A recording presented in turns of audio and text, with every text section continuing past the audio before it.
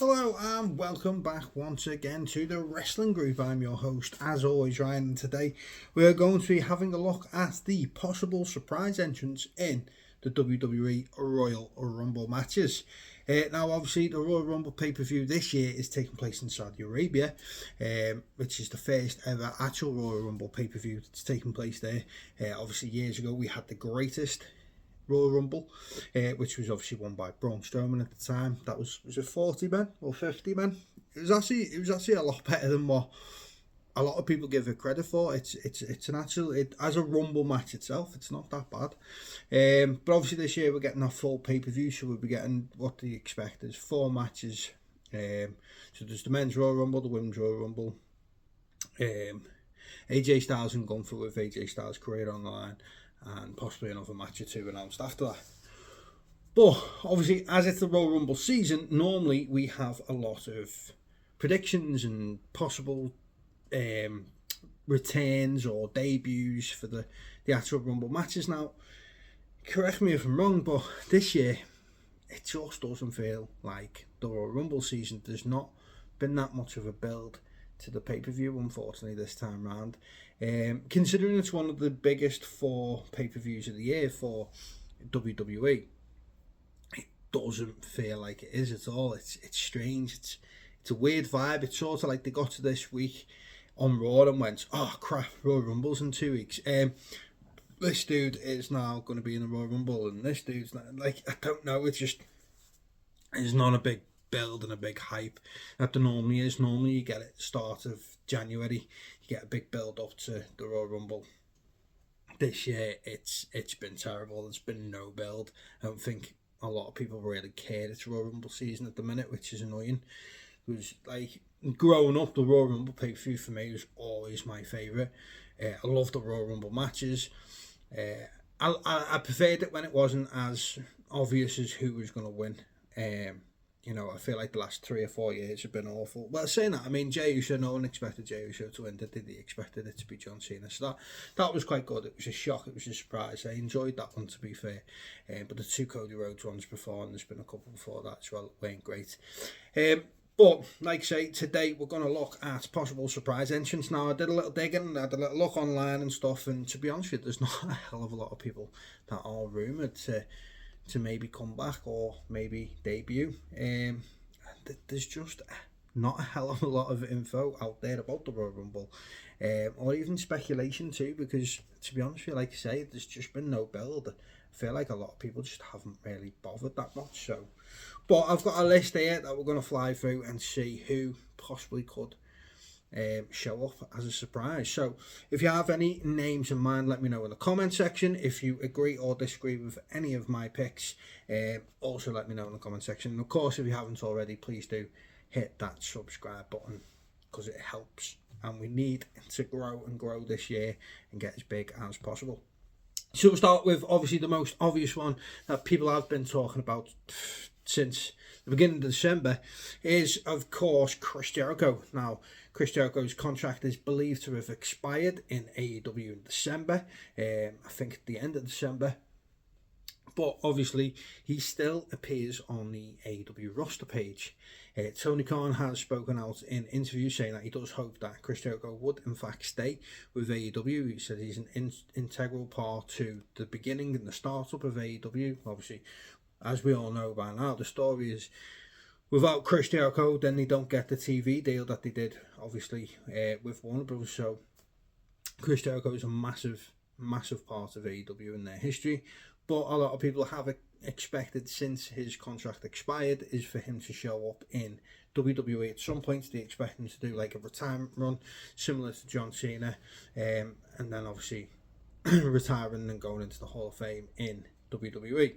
Whether or not that happens, we're not too sure. Like I say, he is still listed on the AEW roster page, yet we've had AEW releases since then, and they've gone straight off the roster page. So it is interesting, the fact that he is still listed. Also, we need to note that at the moment he's on tour with Fozzy for the whole of February. So if he was to return to WWE at the Royal Rumble, obviously it's the last weekend in January, but then for the whole of February he's then off touring in the UK with Fozzy. So would he return at the Royal Rumble?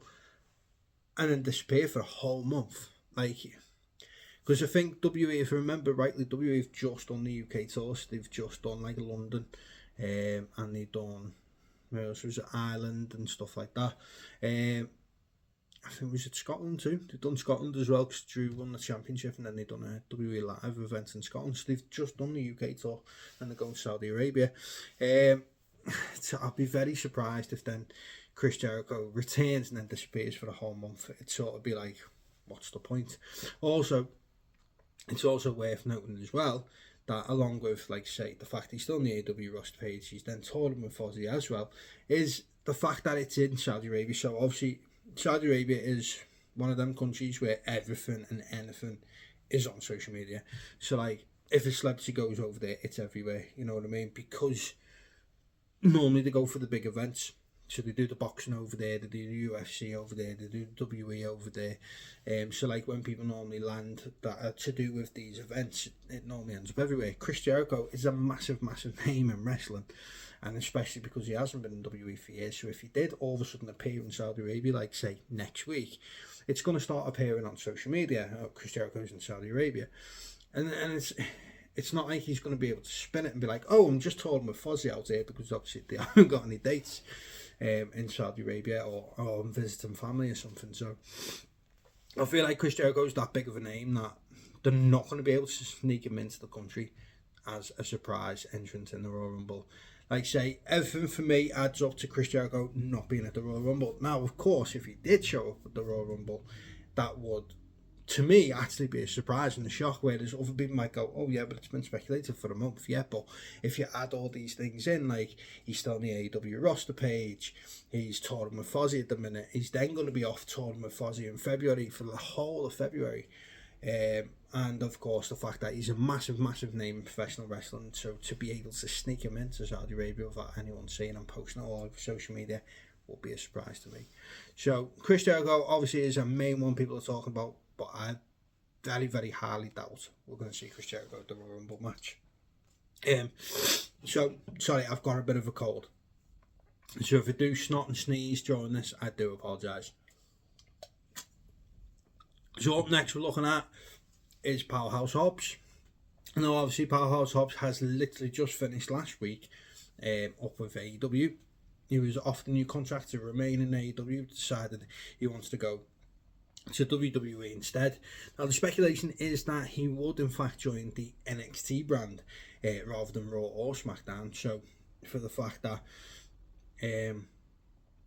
he's joined that, and make some people say maybe he doesn't debut at the Royal Rumble, but I mean, to be fair, why not?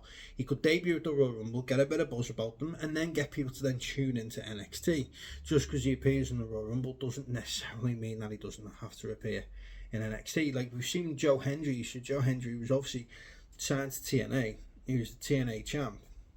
He came in at the Royal Rumble, and then his work since then, only just recently he started being on the main roster, but his work after that then was mainly on NXT. And we've seen NXT guys come up just to do the Royal Rumble and then drop back down again. So the possibility that Powerhouse Hobbs comes in, I don't feel like the fact that he's expected to be on NXT sort of dampens his odds on coming in.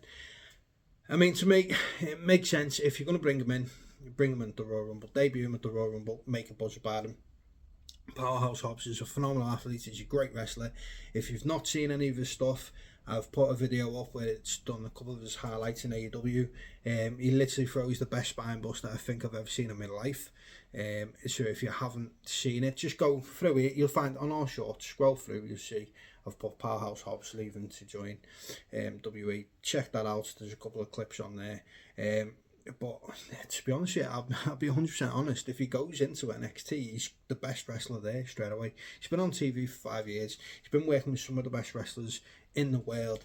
He's wrestled Hangman Page. He's wrestled Swerve Strickland. He's wrestled against and alongside Samoa Joe. He's wrestled alongside Shibata. He's wrestled John Moxley for the IW World Championship. You know, there's so many top caliber stars he's wrestled, and he's never looked out of place. So if he goes to NXT, he's already head and shoulders above everyone else there. To be honest, if he goes on Raw or SmackDown, he's better than half of the roster straight away. So, but Powerhouse Hobbs coming into the Royal Rumble makes sense. To be honest with you, I feel like you could get Powerhouse into the country without people noticing. I don't think he's as big a name as what some of the others are on this list. And to be honest with you, I've seen reports the last 2 days saying that he's already signed to WWE. So if that is the case, then why not debut him at the Royal Rumble? I feel like it'll get a buzz about it. It'll get people talking online. You know, WWE love their clickbait crap, so Powerhouse showing up 2 weeks after he's finished with AEW in the Royal Rumble, that's going to get you a lot of clickbait crap, isn't it? It's going to get loads of people talking about it and tuning in and watching. So yeah, I'd say Powerhouse the Royal Rumble is a pretty favourable one. I'm going to give that one funds. I should have just done funds down for these, shouldn't I? So Chris Jericho, Powerhouse Hobbs. Up next, we're looking at the female side of things, and we're looking at Paige. So obviously, Saraya left AEW. That's where she wrestled under the name Saraya in AEW.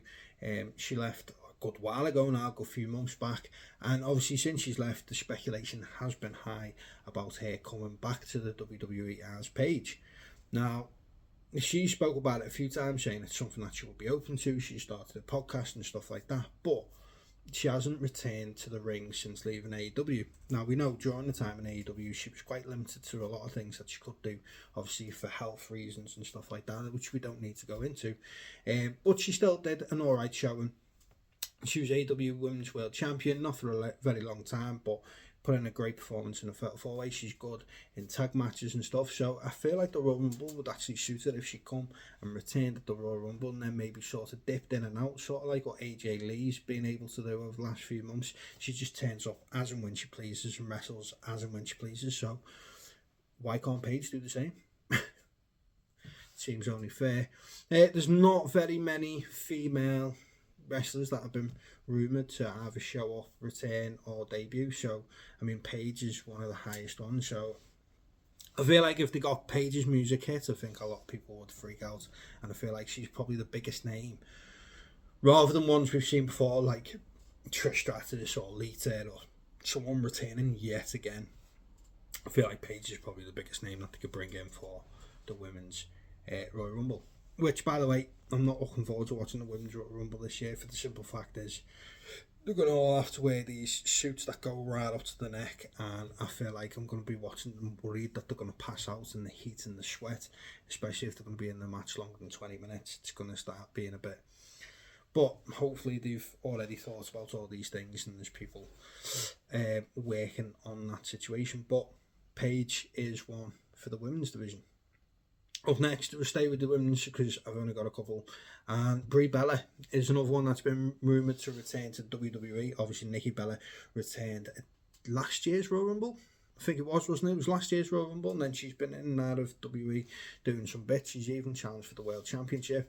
And to be honest, she's looked alright since she's come back. But obviously, without Nikki, there's always going to be the speculation of Brie returning, and Brie has said that obviously she would return to the ring once again. I feel like with Danielson now only moving to a commentator's position in AEW, I think that'll... Because a few people have speculated the reason why she's not coming is because of Danielson working in AEW, which I don't believe that to be true, because we've got couples, we've got Buddy Matthews in AEW and Rhea Ripley in WWE, we've got this before, so I very much doubt that plays a part, but if it did, he's more commentator role, isn't he? So I think now would be the right time. Plus, you know, if Nikki's like in the Royal Rumble, I'm not sure if she's been announced. Like I say, they haven't really announced many. But she's in the Royal Rumble, and then Brie comes down to save her from being eliminated. Or we could even have Brie come down and eliminate Nikki. You know, they've eliminated each other in the past in the Royal Rumble. I think it'd be a nice feel-good moment. I don't think it's going to be a massive thing. Like Nikki returning last year was a shock. It was a surprise. You know, we didn't expect to see it again, especially considering at one point they cut ties with WWE, changed themselves to the Garcia twins rather than the Bella twins. Obviously, they branded themselves outside of WWE with a lot of stuff that they do in the clothing brand and in the wine business that they've got. But I feel like people are expecting Brie at some point, so if they're going to bring her back, now's the right time. If she doesn't come back to Royal Rumble, I'd highly doubt she's going to come back at all. So next we look at Obafemi. So Obafemi's obviously Been announced to be leaving NXT. He's vacated the NXT Championship. He's been advertised that he's coming to Raw soon. You know, we've seen him a bit in the background and stuff, but he hasn't actually come to the main roster properly yet.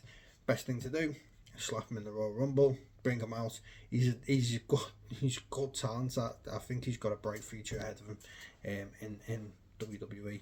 Bring him in the Royal Rumble, have a really strong, good showing, and cement himself straight away in the top main event division. That's what they need. WWE are lacking in the main event division right now.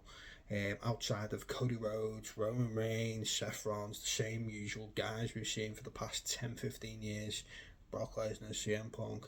You know, the only guy that's come up recently and been in the main event that we haven't seen in a while has been Braun Breaker, but of course he's failed to win the world title on like 2 or 3 different occasions over the last 2 years, so we need someone fresh. Over 5 years that we expect him. Would be a surprise? Probably not, but he's not been there before and he's not been on the main roster as a full-time wrestler yet, so I'm going to class him in this list and say Oba Femi is more than likely going to come out. So I forgot to do this before, didn't I? So I'm going to say Paige, yeah.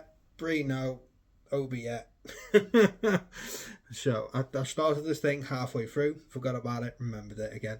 I might just run through at the end and go blah, blah, blah, blah, blah. Anyway, another NXT guy that might come up is Ethan Page. So all ego Ethan Page is probably the only reason that I actually stay involved or interested, that's the word, interested in NXT in any shape or form. He's clearly the best thing on NXT. He's one of the very, very few. In fact, there's probably only him and Cody Rhodes that have left AEW and actually gone better than what they ever were in AEW. Ethan Page is obviously head and shoulders better than anything he did in AEW. He's head and shoulders better than anything he did in TNA, and he actually had a really good run as part of the North in the tag division with Josh Alexander in TNA. But the stuff he's doing in WWE now, it's beyond. It's better than anything. It's the only reason that I stay interested in NXT. I'm not gonna lie. Ethan Page should be awarded with a spot in the Royal Rumble. Now that doesn't mean that I want to see him on the main roster, and to be honest with you, that's not a slight on Ethan Page. It's actually a positive. So many guys come up from NXT and fail. I don't want to see Ethan Page do that. I don't know whether Ethan Page's character would work on the main roster. I think he'd end up like a Miz type situation where it's funny to see him lose for some fucking strange reason. But he's doing great things in NXT at the moment. Plus it would build him to have his next feud for the what's the belt he holds, the North American Championship, if he faces someone else from NXT. Or they could even do him with a guy like who's in the mid card that's not doing a lot on the main roster. Could obviously say eliminate him from the Royal Rumble and then he attacks him or something. Then we could lead to a match between someone from the main roster and Ethan Page for the North American Championship. That'd be quite cool as well. I feel like they'd be silly if they didn't use Ethan Page in this situation, especially considering because it's Saudi Arabia. I don't feel like we're going to get a hell of a lot of surprises, so why not bring someone in? We know he's good. He's great on the microphone. His character work's been brilliant. He's one of the best in NXT in the ring. I feel like throw him in the Royal Rumble. Let's see what he can do. Let him mix it up with people he hasn't mixed it up with before. Maybe have a teaser for him eventually joining the main roster if that's what they want to do. I'd see if Ethan Page did join, I'd expect it to be SmackDown. I feel like he'd be suited more for SmackDown. But do it. Get Ethan Page in the Royal Rumble. I honestly, I give that 100% thumbs up. I feel like he is going to be in the Royal Rumble, and I feel like he definitely should be. Now, I don't expect him then to go straight up to the main roster, and I hope he doesn't as well, because I feel like they'd fumble him, because WWE lately have not been great. So I'd want him to stay in NXT a bit longer, keep riding this wave. You know, he's former NXT champion, current North American champion, and he's even been doing the shows with Triple A as well, which has been brilliant. So the last ones we're going to look at now is the Hardy Boys. So obviously the Hardy Boys are the TNA Tag Team Champions. They also held the NXT Tag Team Championships earlier this year. They're one of the main guys that they've used in this TNA NXT crossover type situation.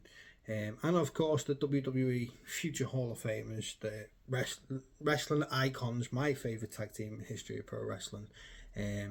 and you know they expect to have one last run with WWE. So why not start it now?